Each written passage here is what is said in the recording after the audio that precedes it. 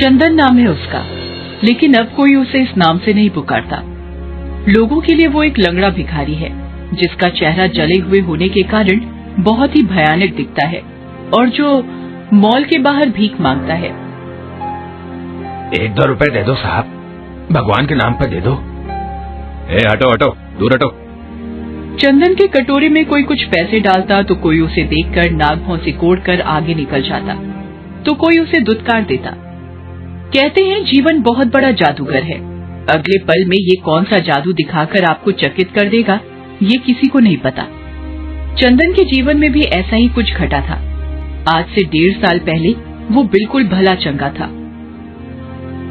वो एक छोटा सा खाने पीने का ढाबा चलाया करता था, लेकिन एक दिन उसकी दुकान में शॉर्ट सर्किट के कारण आग लग गई।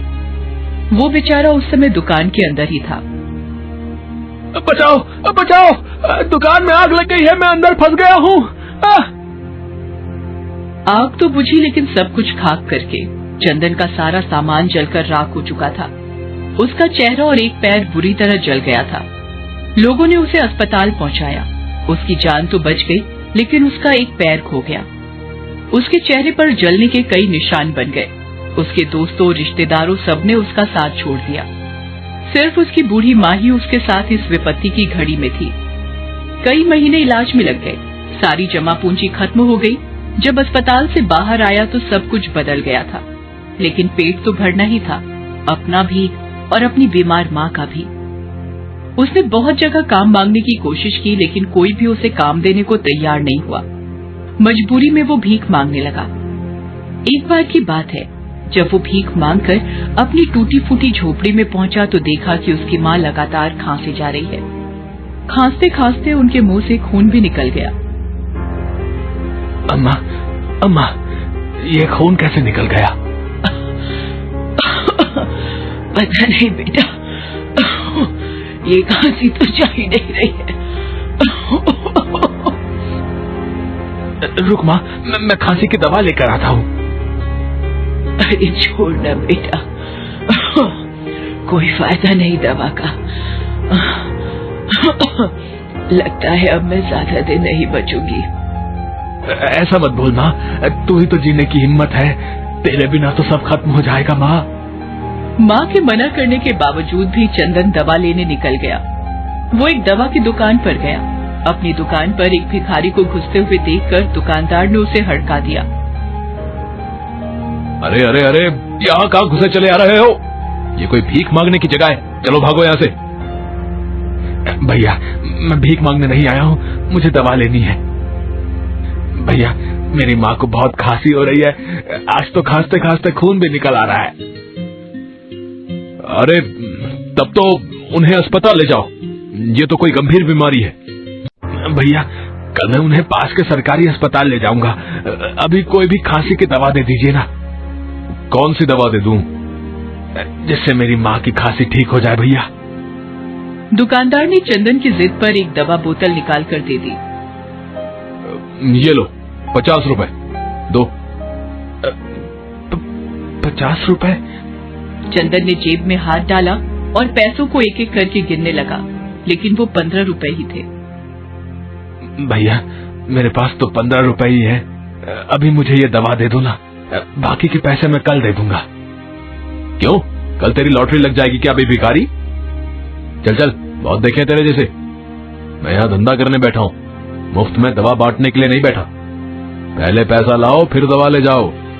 चल भाग यहाँ से, न जाने कहाँ कहाँ से चले आते हैं दिमाग खराब करने। चंदन निराश होकर दुकान से निकल गया। वो पूरे रास्ते यही सोचता रहा कि इंसान के पास पैसा नहीं है तो उसकी इज्जत कोई नहीं करता। बिना पैसों के ये दुनिया नहीं चलती। एक न एक दिन लोग मंदिर से भगवान की मूर्ति भी निकाल देंगे और पैसों की पूजा करनी शुरू कर देंगे। वो अपने घर पहुंचा। उसकी माँ सो गई थी, लेकिन वो बेचारी नींद में भी खांस रही थी। उसे देखकर चंदन मन ही मन सोचने लगा, हे ईश्वर, मेरी मदद करिए, मुझसे मेरी माँ की हालत नहीं देखी जाती। मेरी मदद करिए ईश्वर, मेरी मदद करिए। अगले दिन चंदन अपनी माँ को पास के सरकारी अस्पताल लेकर गया। डॉक्टरों ने उसकी माँ की जांच की। जांच के बाद उन्होंने जो बताया उससे चंदन के पैरों के नीचे की जमीन खिसक गई। तुम्हारी माँ को फेफड़ों की गंभीर बीमारी हो गई है। अगर 1 महीने के अंदर उनका ऑपरेशन नहीं हुआ तो कुछ भी हो सकता है, और उस ऑपरेशन में लगभग 2 लाख रुपए खर्च होंगे। 2 लाख? हाँ, और वो ऑपरेशन किसी प्राइवेट अस्पताल में ही होगा। चंदन वापस लौट आया, लेकिन डॉक्टर की बात सुनकर उसके मन में बुरे बुरे ख्याल आने लगे। किसी अनहोनी की आशंका और इतने पैसों का इंतजाम कैसे होगा, ये सोच सोचकर उसका मन डूबा जा रहा था। उसे पता था कि भीख मांगकर तो 2 लाख रुपए नहीं जुटाए जा सकते, वो भी 1 महीने के अंदर। ऊपर से आज किसी मेहरबान की भी नजर उस पर नहीं गई थी, तभी तो उसकी कटोरी खाली थी।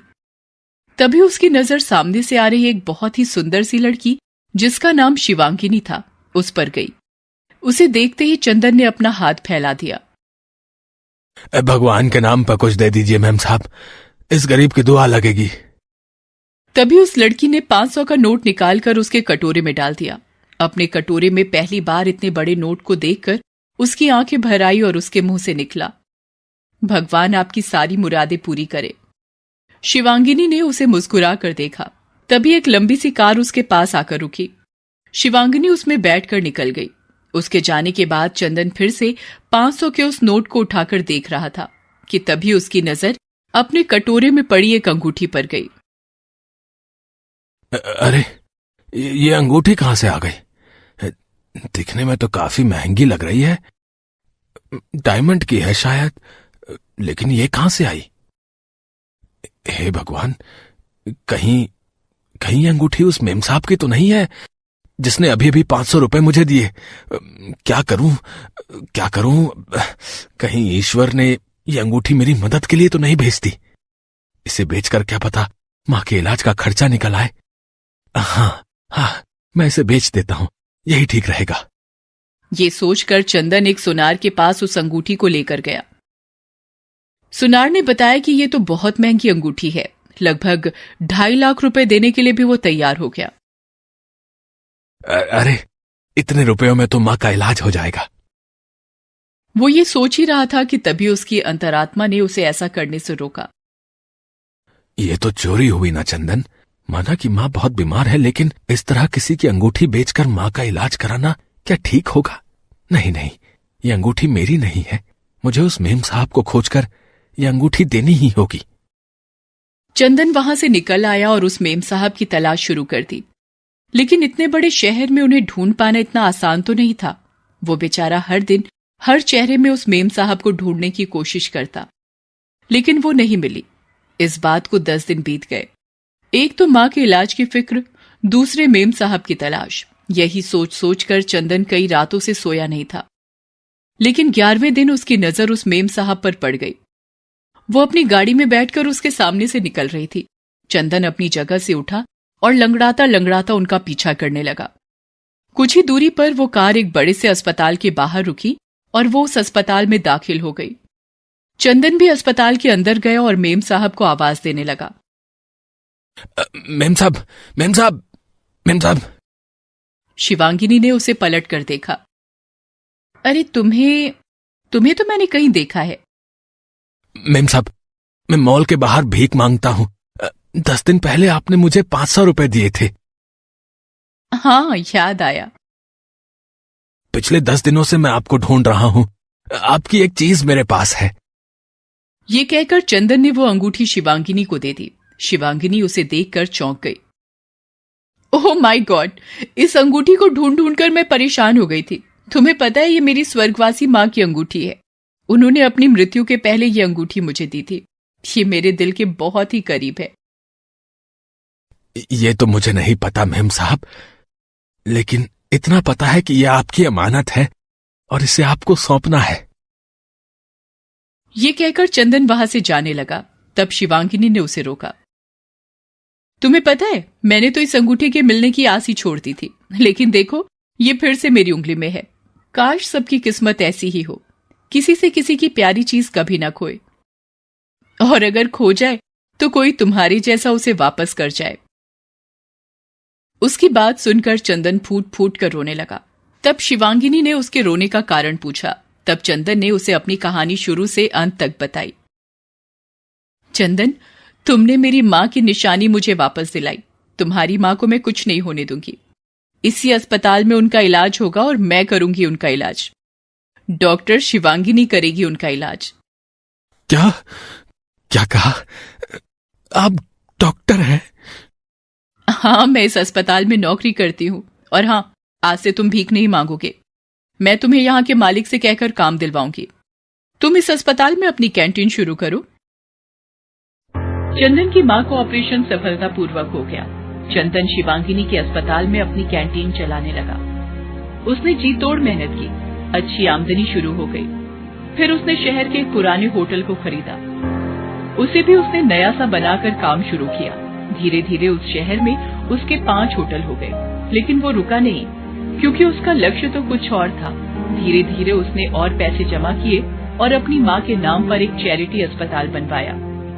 डॉक्टर शिवांगिनी आज उस अस्पताल में डायरेक्टर हैं। इस अस्पताल के माध्यम से चंदन की कोशिश ये है कि पैसों के अभाव में किसी गरीब का इलाज न रुके और किसी की प्यारी चीज उससे कभी न खोए।